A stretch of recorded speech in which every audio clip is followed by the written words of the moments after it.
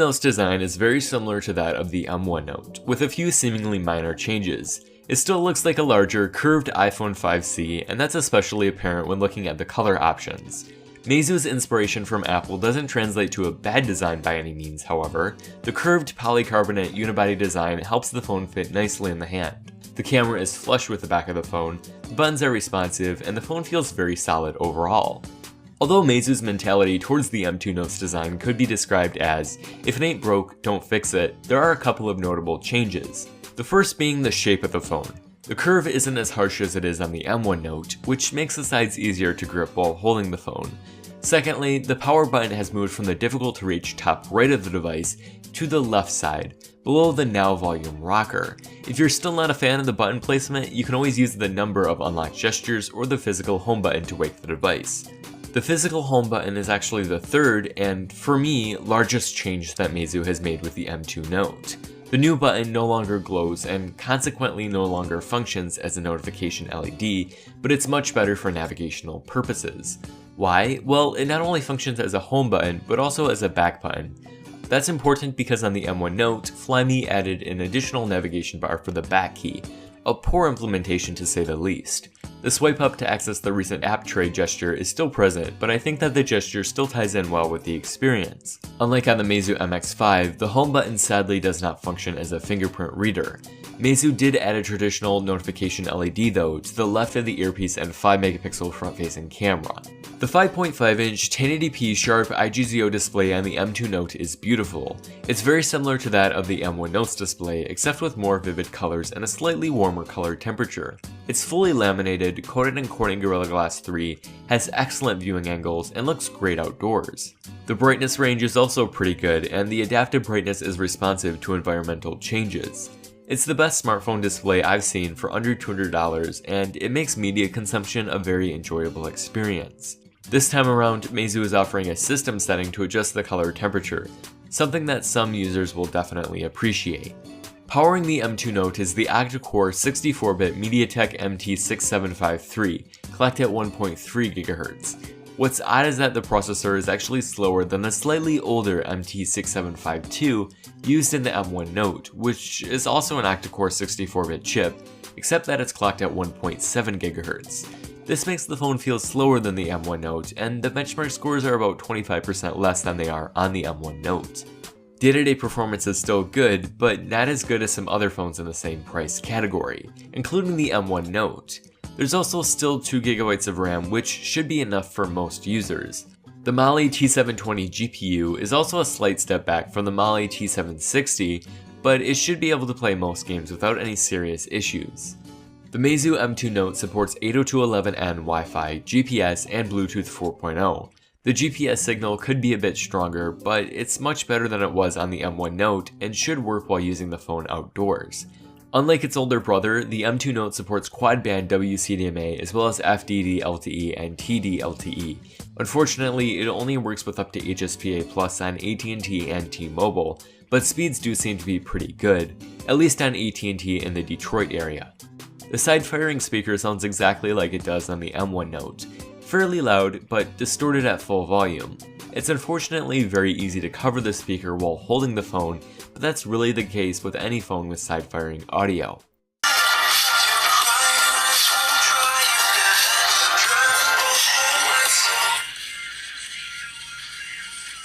There is an internal 3100 mAh battery, which in my testing lasted through a full day of heavy use. I started my day at about 9 AM with brightness set to auto and Wi-Fi off for most of the day. I took a bunch of pictures and also used GPS for about 20 minutes. The phone lasted until about 11 PM with just over 4 hours of screen on time. I think that's pretty good considering that particular day's usage. The 13-megapixel Samsung rear camera captured some good images and some not so good images. It's really just kind of average at this price point.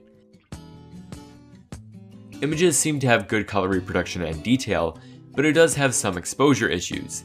Tapping a light object can result in images that are too dark and vice versa.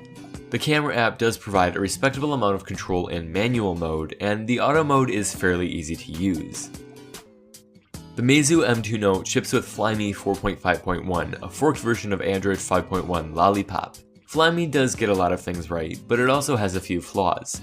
I'll start with a list of the positives. The gesture wake-up settings are great. Letter gestures can be customized and the phone executes gestures very quickly. I like how you can choose which apps you want to launch when swiping left or right at the lock screen. The custom icons used for Flyme's launcher are actually pretty good, and you can always turn them off in the settings. The system apps are all beautifully designed, the music app has a large collection of free-to-stream music, and the Tips app is very informative. Smart Touch is kind of cool, the included power saving modes go beyond what is offered in stock Android, and the Flyme 4.2 cursor bug has been fixed in 4.5. Finally, the animations throughout the operating system, despite taking some obvious inspiration from a certain fruity tech company, are consistent and provide a very nice visual experience. Now to the negatives. The lock screen doesn't display your notifications, the launcher does not include an app drawer, and the phone ships with a bunch of useless Chinese apps, which thankfully can be uninstalled. The notification tray still lacks a settings shortcut, so if you want to access the settings, you have to go home first and then find the settings app. The settings app itself is a very watered down version compared to stock Android, and the pre-installed keyboard isn't very good for English users. Unfortunately, many apps and features require you to either speak Chinese or live in China. You can't buy any music subscriptions, apps, or themes, and the voice assistant and drive mode are both limited to the Chinese language. There's also a lack of Google Play services out of the box. Some retailers will install these services for you, but if you perform a factory reset, you'll likely lose them. Fortunately, there are a few Google installer apps available in the Meizu App Center, but even after running, the Google app does not work, at least for me. That means that I wasn't able to use Google Now, nor able to use voice for any sort of text input. I realized that the phone wasn't intended for markets outside of China, but I think that Meizu could have at least made the experience better for non-Chinese speaking users. The Meizu M2 Note is available through many online third-party resellers starting at about $160. Color options include white, gray, blue, and pink. There are 16 and 32GB variants, but if that's not enough, you can always expand it using a microSD card, up to 128GB. Just keep in mind that you're going to lose one of the SIM slots if you choose to do so. The Meizu M2 Note is a great phone which improves on the already solid M1 Note. Although Meizu's update comes just months after the initial release of the M1 Note, the changes made in the M2 Note are relatively minor and should not upset M1 Note users. The M2 Note is really just a slightly better version of the M1 Note, with more refined edges. With a comfortable design, excellent display, and great battery life, the M2 Note shines in areas where most other budget devices don't. That's not to say it's without its flaws, however, as the performance is disappointing, the camera is still about average, and the Flyme software experience could be better for non-Chinese users. If you can deal with its software quirks, the Meizu M2 Note is an excellent choice for under $200.